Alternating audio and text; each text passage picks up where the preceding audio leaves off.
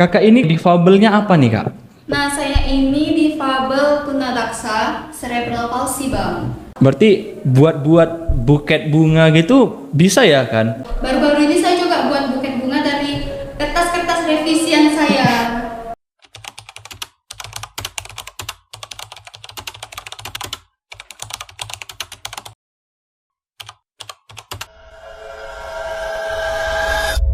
Hari ini kita mengundang seorang sahabat difabel yang akan membagikan kisah inspiratifnya kepada kita semua.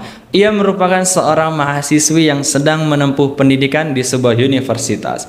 Siapa lagi kalau bukan Kak Nadia Putri Indah. Assalamualaikum Kak Nadia. Waalaikumsalam, Bang. Apa kabarnya nih Kak? Alhamdulillah, Bang, sehat. Abang sendiri gimana kabarnya, Bang? Alhamdulillah Kak sehat. Kak Nadia, Iya, Bang. gimana puasanya? Lancar? Alhamdulillah, Bang, sampai sekarang nih alhamdulillah lancar puasanya. Abang gimana, Bang, puasa? Alhamdulillah lancar. Terima kasih loh udah datang di Karsa Cakrawala Inklusi ini, udah nyempetin waktunya. Iya, Bang, saya juga terima kasih banyak loh, Bang, udah ngundang saya buat ngisi podcast ini gitu kan, Bang. Wow. Nah, kakak ini kalau boleh tahu nih, difabelnya apa nih, Kak? Nah, saya ini difabel tunadaksa cerebral palsy, Bang. Nah, jadi kakak ini kan difabel daksa cerebral palsy. Iya, betul, Bang. Berarti ini datangnya, Kak, Iya. dari sejak lahir atau setelah lahir atau setelah dewasa gitu, Kak. Coba ceritakan, Kak, awal mulanya itu seperti apa? Nah, jadi saya ini cerebral palsy itu dari lahir gitu, Bang. Cuman ketahuannya itu pas saya udah besar. Pas udah besar, saya mau ngurus beasiswa untuk saya masuk universitas. Di situ baru ketahuannya. Jadi ceritanya gini, Bang. Kan, dari kecil itu tiap saya berobat ke rumah sakit gitu kan, Bang. Itu setiap dokter, tiap rumah sakit, tiap beda-beda juga gitu, Bang, diagnosa dokternya gitu kan, Bang. Mulai dari saraf kejepit lah, segala macem, sampailah saya masuk SD kelas 5. Di situ baru kayak ada gejala-gejala kaki saya ngilu gitu, Bang. Sampailah saya di opname di sebuah rumah sakit yang ada di Kota Medan ini, Bang. Nah, dari situ tapi dokternya di situ pun lama gitu, Bang, penanganannya. Saya kayak cuman dibiarkan gitu aja selagi nunggu dokternya datang tanpa ada tindakan apapun gitu, Bang. Disitulah baru sebelumnya ini juga saya bisa jalan, Bang. Tapi ya dengan terbata-bata tertatih-tatih lah saya jalan gitu, Bang. Gak pakai alat bantu. Sampailah di kelas 5 itu tadi, Bang, saya mulai ngerasa gejala sakit di lutut gitu kan, Bang. Disitulah baru. Nah, masuk SMP dari yang tadi tuh, Bang, saya nggak lanjut pengobatan itu, Bang. Sampailah SMP terasa lagi tuh kan sakit di dengkul. Itulah saya berobat ke rumah sakit lain yang masih di Kota Medan ini juga kan, Bang. Bawa ke rumah sakit situ. Ternyata setelah di ronsen segala macam itu terdapatlah di situ kayak yang seharusnya tulang paha kita nyantol di tulang panggul kita tuh kan posisinya tuh kan gini kan, Bang. Nah, ini dari hasil ronsen itu tulang panggul saya ini tuh gak ada gitu, Bang, batoknya itu. Jadi disitulah makanya kayak gak ada penopang yang harusnya posisinya gini. Jadi tuh kayak agak gini gitu, Bang. Makanya di situ saya kendala itu yang buat saya susah berjalan. Tambah lagi lutut saya itu ngilu gitu, Bang. Karena sendi di sini tuh tiap jalan itu terkikis dia gitu, Bang. Jadi kayak ngilu gitu. Nah, sampailah saya masuk kuliah. Itu ingin ngurus beasiswa untuk saya masuk kuliah kan. Saya mengajukan beasiswa khusus disabilitas. Nah, dari situlah persyaratannya kan diminta surat keterangan disabilitas. Yang pastinya itu kan harus diminta dari rumah sakit. Saya ronsen ulang lagi, Bang. Disitulah terdiagnosa saya cerebral palsy. Nah, dari hasil ronsen itu juga sama, Bang. Ininya itu juga emang nggak ada gitu, Bang. Tulang ininya itu nggak sinkron gitu kan, Bang. Jadi itu yang buat saya susah jalan. Tapi dokternya di situ pun nggak bisa ngejamin juga saya buat bisa jalan kayak orang-orang normal. Tetap kayak gini, cuman dibuatkanlah itunya saja gitu bang. Nah, berarti itu dia nggak ngeklik gitu lah jadinya Iya, ya. nggak ngeklik gini Nggak gitu, ada Bang. Iya. kayak untuk nyantolkannya gitu ya. Betul, Bang. Nah, terus tindakan dokter gitu, itu apa gitu untuk memperbaikinya untuk lebih baik lah gitu? Nah, tindakan dari dokter itu disaraninnya operasi, Bang. Cuman waktu pas saya SMP tuh, itu dokternya bilang kamu nih harus operasi kan. Tapi pas habis masa pertumbuhan kamu, karena tulang kamu ini kan karena masih dalam masa pertumbuhan, saya itu waktu SMP sekitar umur 13-14 tahun gitu.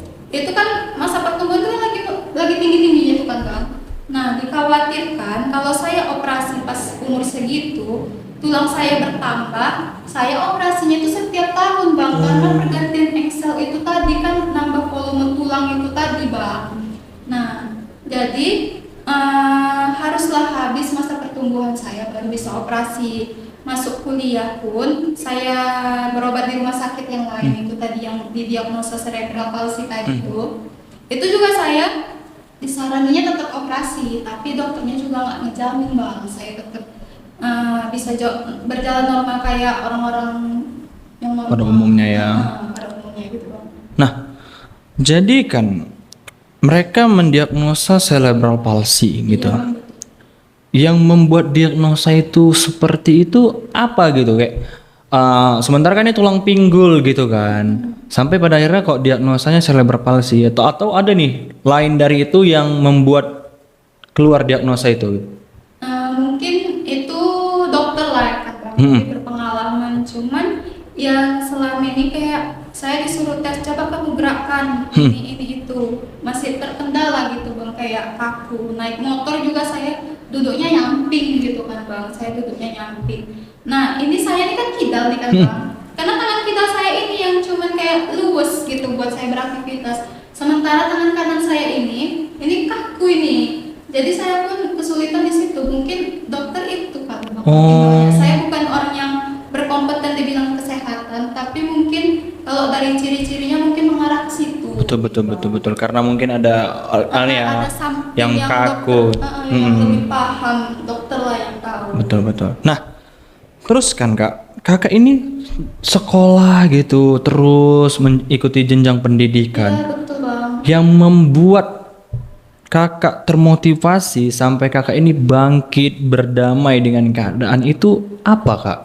Nah itu orang tua saya sih bang. Orang tua saya itu selalu nyemangatin saya kayak jangan putus semangat gitu kak. Istilahnya gini tuh bang, kalau bahasanya yang di bawah kita itu masih ada yang lebih parah gitu kan, masih ada yang disabilitasnya itu lebih kompleks daripada saya. Saya alhamdulillah anggota tubuh lengkap bang, mata kaki tangan semua punya kan.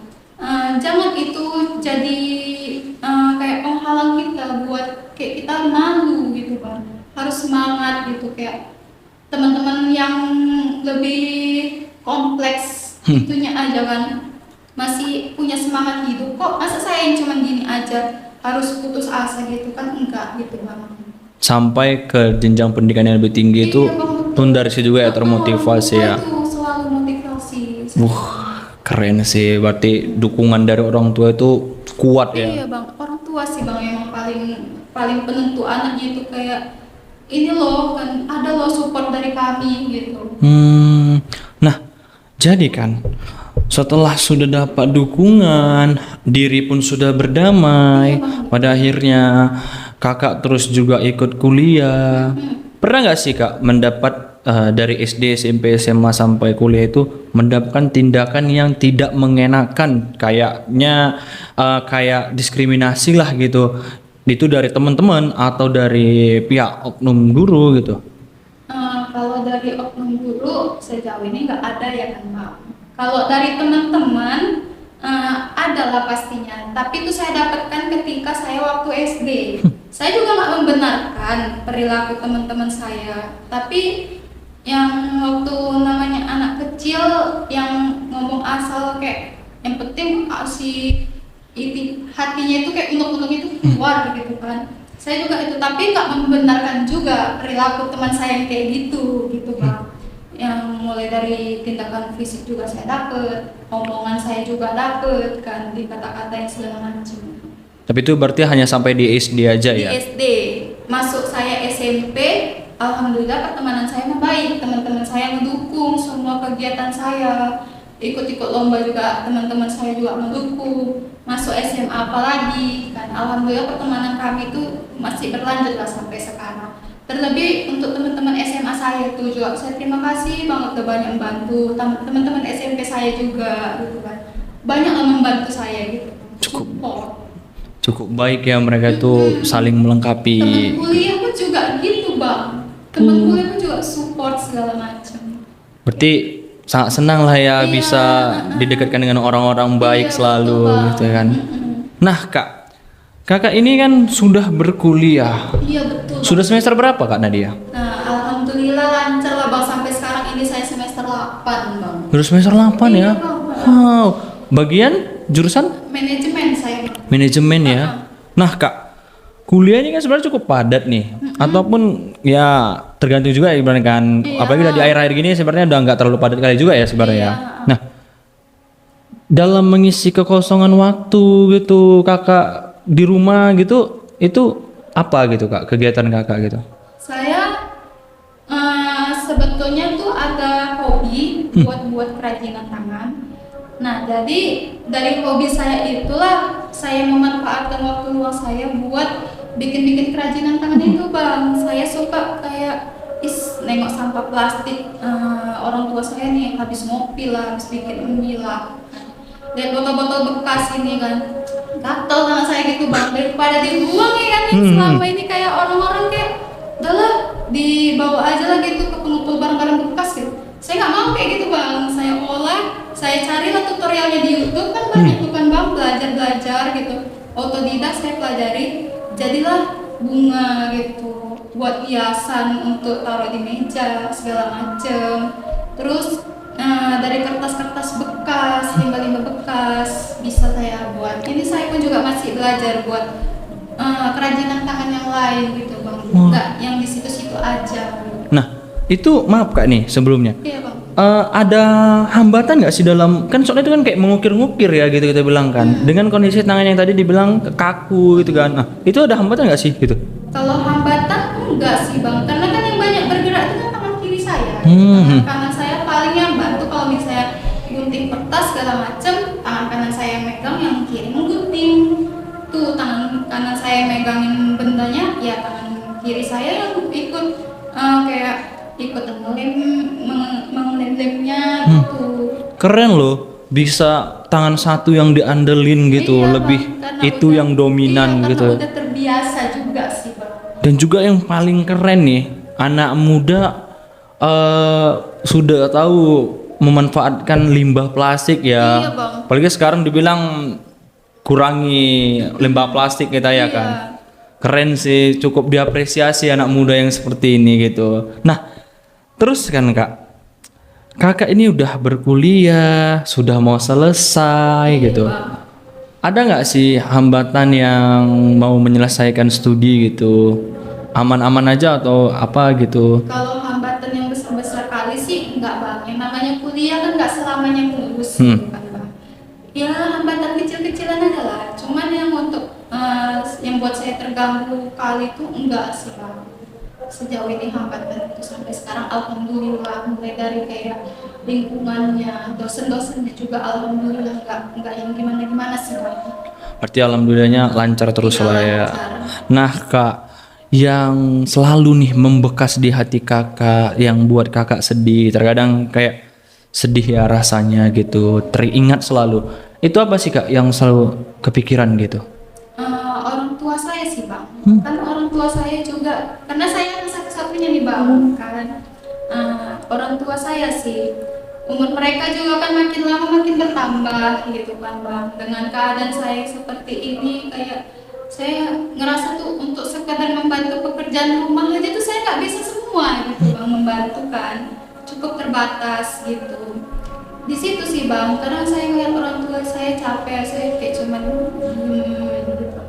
Ya saya pengennya tuh saya kayak di disitulah bang tadi pengen mandiri juga saya itu. Tapi ada sih yang kakak bantu doa Iya, biar itu. terus sehat ya. Iya. Nah, cukup keren sekali nih menurut gua kak ini, semangatnya kuat sekali, apalagi juga dapat dukungan dan sampai sudah mau menyelesaikan studinya gitu. Harapan nih ke depannya apa nih harapannya? Pasti ada dong harapannya gitu. Harapannya ke depan itu ya pastinya kan untuk orang tua saya dan saya pastilah sehat selalu kan harapannya. Terus saya juga pengen gini bang, melanjutkan S2 itu dia bang, melanjutin S2 kalau ada rezekinya atau mungkin nanti kalau ada kesempatan lain mungkin saya cari beasiswa untuk saya lanjut S2 gitu.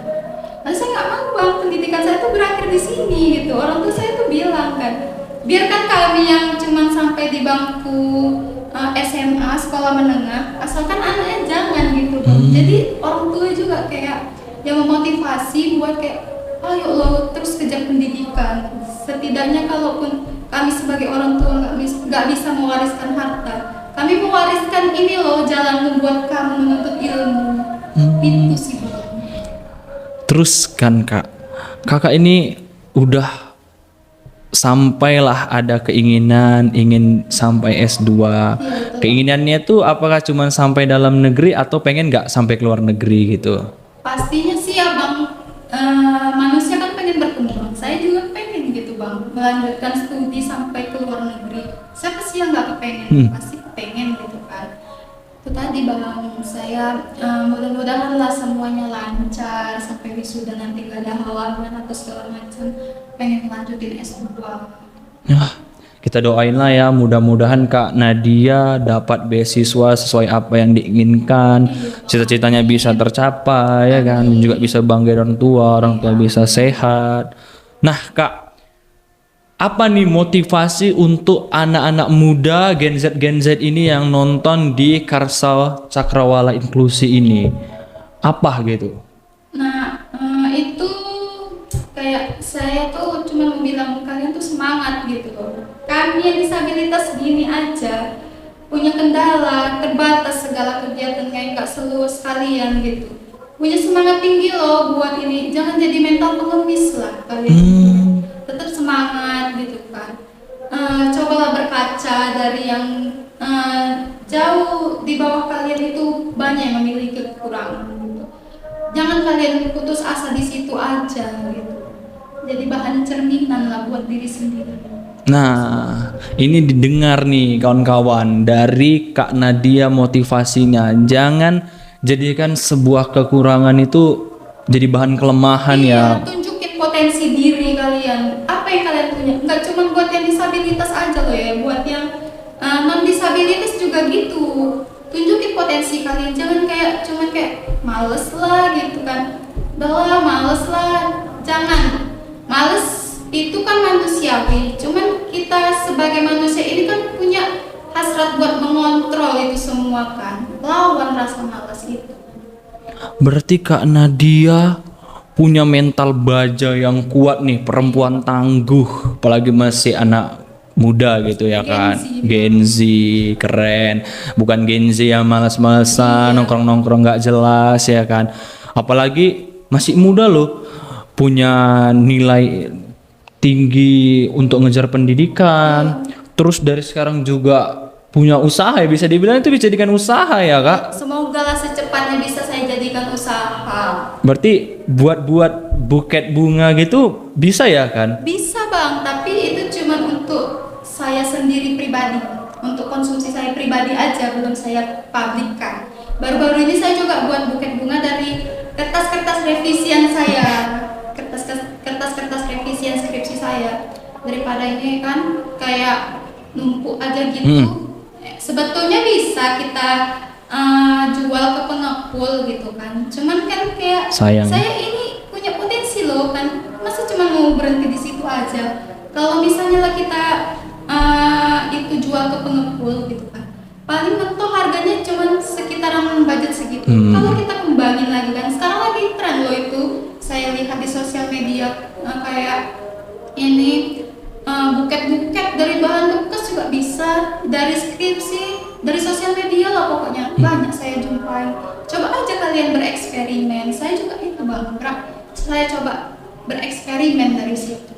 Tapi tidak menutup kemungkinan untuk dijual kan? Iya Bang. Soalnya bagus itu. Mungkin ada orang yang mau beli, kita tidak melarang gitu ya. Iya Bang.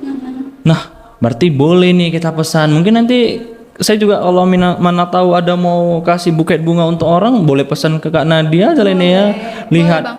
Tapi pun kan Kak, dosen pun nanti jadinya bisa jadi takjub dan mereka jadi untuk mengurangi revisi kepada mahasiswa-mahasiswi lain. Karena pas dikasih tunjuk buketnya ternyata ini nampak tuh hasil revisi. Ini kemarin revisi kok gitu ya. Dijadi buket bunga jadi bagus. Besok-besok nggak lagi revisi iya. itu. Revisinya dikembangin lagi tuh jadi buket. Iya, harusnya dibuang, dia nggak terima, kita jadikan buket bunga yang bagus, yang cantik gitu ya. Itu, Bang. Nah, ada lagi nggak sih Kak yang pengen Kakak sampein untuk anak-anak Gen Z ini gitu? Intinya jangan males, jangan jadi mental pengemis satu, terus juga jadi generasi penerus yang kayak jangan cuman kalian tuh jangan menutup diri gitu. Selalu kayak aku nih bisa gitu loh. Terlebih buat yang teman-teman disabilitas ya, kita ini punya potensi kita loh. Jangan mau kayak dengerin omongan orang, tergantung kita yang menanggapi. Setiap orang pasti punya sisi yang dia itu punya celah buat bahan dibully. Tergantung kita yang menyikapi bagaimana. Saya tahu bulian setiap orang itu beda-beda. Saya cuma mau bilang semangat lah buat kalian, jangan terpaku di situ aja. Semangat, tunjukin potensi diri kalian. Apalagi buat teman-teman saya yang non difabel, saya juga tahu gitu kan. Pasti pun adalah sisi celahnya kita di mana kita dibully orang, gak disukain orang, tapi tunjukin aja potensi diri kita itu supaya kayak mematahkan stigma mereka loh. Kalau kayak, oh aku bukan kayak gini, bukan kayak kalian pikirkan, jangan kayak gitu ya. Itu sih Bang. Nah, jadi kawan-kawan, belajar dari bawah bukan dari atas. Nah, kita lihat dulu semua kekurangan itu banyak loh yang lebih dari kita gitu. Jadi jangan langsung putus asa. Jadikan sebuah kekurangan itu jadi nilai semangat, bukan nilai kelemahan. Apalagi buat Gen Z ini. Yuk, kalian semangat, jangan putus asa, tetap fokus sama pendidikan, jangan terus mundur. Ingat, ada sesuatu yang harus kita banggakan. Sekian, terima kasih dari Karsa Cakrawala Inklusi.